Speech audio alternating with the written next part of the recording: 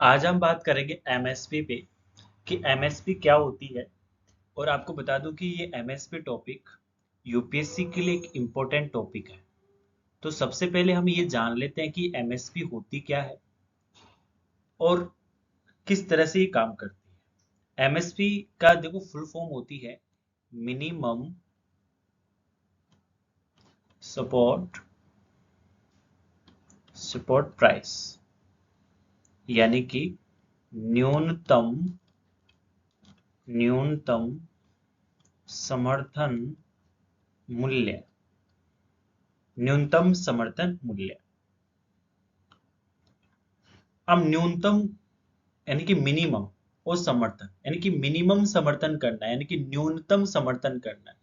लेकिन समर्थन किसके रिगार्डिंग? मूल्य के रिगार्डिंग। लेकिन किसको करना है? किसानों को करना है। और क्यों करना है और कैसे करना है वो हम समझते हैं। देखो होता है क्या एमएसपी में, किसान होता है, वो चीजों का प्रोडक्शन करता है और कृषि उत्पाद मार्केट में ले जा करके बेच देता है। तो मान लो कि एक किसान को 1 केजी गेहूं के उत्पादन में 100 रुपए खर्च करने होते हैं। 100 रुपए का प्रोडक्शन कॉस्ट आता है एक किसान को। अब 100 रुपए किस किस में लगे होंगे? खाद में लगा होगा, उर्वरक में लगा होगा, बीज में लगा होगा और मजदूरी में लगा होगा, एक्सेट्रा। इन चीजों में 100 रुपए लगे होंगे। और हो सकता है कि इसने उधारी भी ली हो। मैं एक छोटा सा डाटा ले रहा हूँ, आंकड़ा ले रहा हूँ समझने के लिए ना। ये तो एक बहुत बड़े लेवल पे उत्पादन होता है। तो किसान इन सबको पे भी करेगा। अगर उधारी ली है, किससे उधार लिया है, तो इनको भुगतान भी करना होगा।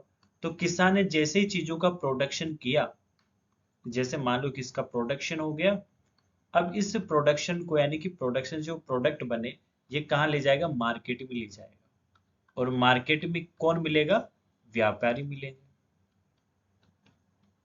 किसान को धनी धन चाहिए, इस मतलब थोड़ा, और धन भी ऐसा चाहिए कि उसको प्रॉफिट हो। प्रॉफिट कहने का मतलब हो गया कि अगर 100 रुपए का उसका प्रोडक्शन कॉस्ट है तो कम से कम उसको 105 रुपए चाहिए, मान के चलिए।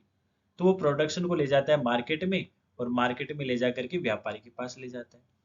लेकिन मार्केट में इतनी ज्यादा सप्लाई हो गई है गेहूं की कि व्यापारियों को सोचना पड़ रहा है कि किसान तो बेचने के लिए मजबूर है।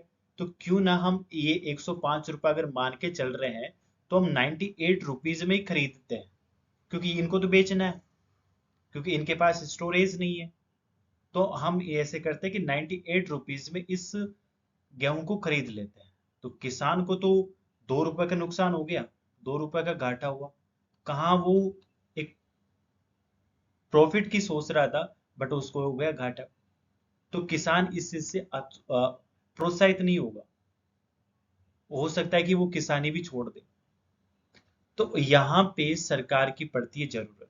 फिर सरकार आती है, सरकार कहती है कि आप उत्पादन कीजिए, वी आर हियर। सरकार किसानों को कहती है कि वी आर हियर, आप ऐसे कीजिए कि आप जितना आपको उत्पादन करना है उतना उत्पादन कीजिए, और हम आपके प्रोडक्शन कॉस्ट से थोड़े बहुत पैसे ज्यादा देंगे। तो हो सकता है कि ये 105 रुपए देने के लिए तैयार है। तो किसानों को भी 5 रुपए का प्रॉफिट हो जाएगा। तो किसान चाहेंगे कि वो प्रोत्साहित होंगे, वो ज्यादा से ज्यादा उत्पादन करने की कोशिश करेंगे। तो जैसे ज्यादा से ज्यादा उत्पादन होगा, तो किसानों को 5 रुपए का यहाँ पे प्रॉफिट होगा। तो ये होती एमएसपी, जहां पे सरकार किसानों को मदद देती है और प्रोत्साहित करती है किसानी के लिए। अब इससे इसके रिगार्डिंग दैनिक भास्कर में एक एडिटोरियल है, हम उसको देख लेते हैं। देखिए, अनाज की रिकॉर्ड उपज पर किस कीमत पर? कि चलो रिकॉर्ड उपज हो गई है, बट उससे नुकसान किसका हुआ? बट किस कॉस्ट पे? चलिए समझते हैं। केंद्र सरकार ने आगामी रबी की सभी 6 फसलों के लिए एमएसपी 2 से 7% की वृद्धि की घोषणा की है। 2 से 7%, 7% की वृद्धि की।